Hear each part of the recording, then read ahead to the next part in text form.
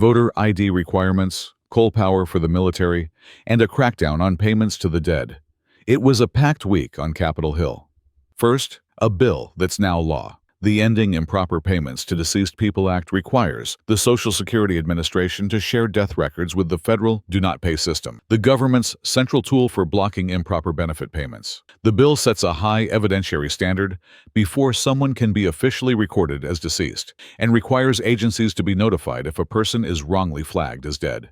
The president also signed an executive order, his 240th of this term, directing the Department of War to prioritize coal-fired electricity for military installations, citing grid reliability and national security. The order authorizes long-term power purchase agreements with coal generation facilities and designates coal as essential to national and economic security. The most controversial item this week, the Safeguard American Voter Eligibility Act, the SAVE Act, passed the House 218 to 213.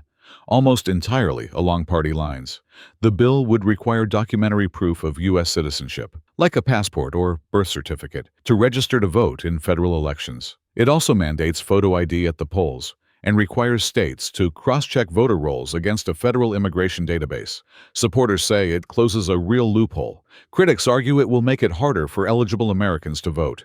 The bill now heads back to the Senate. The House also passed the Housing for the 21st Century Act, a broad housing reform package. It directs HUD to develop zoning reform guidelines, covering things like parking minimums, building heights, and accessory dwelling units, and launches pilot programs for pre-approved home designs and small-dollar mortgages.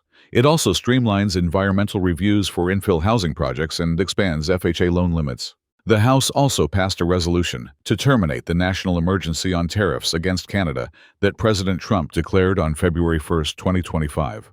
Under the National Emergencies Act, Congress has the authority to end emergency powers.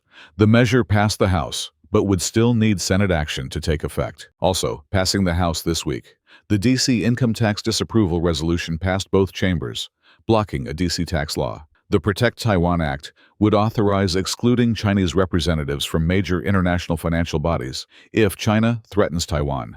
The Brave Burma Act tightens sanctions accountability on Burma's military junta. And the Undersea Cable Protection Act streamlines permitting for fiber optic cables in national marine sanctuaries. Finally, 7 resolutions were enacted this week. A joint session of Congress was scheduled for the State of the Union. A Holocaust remembrance ceremony was authorized in the Capitol's Emancipation Hall. And yes, the Senate officially approved a bipartisan dog parade in the Hart Building on February 25th. That's the week of February 9th.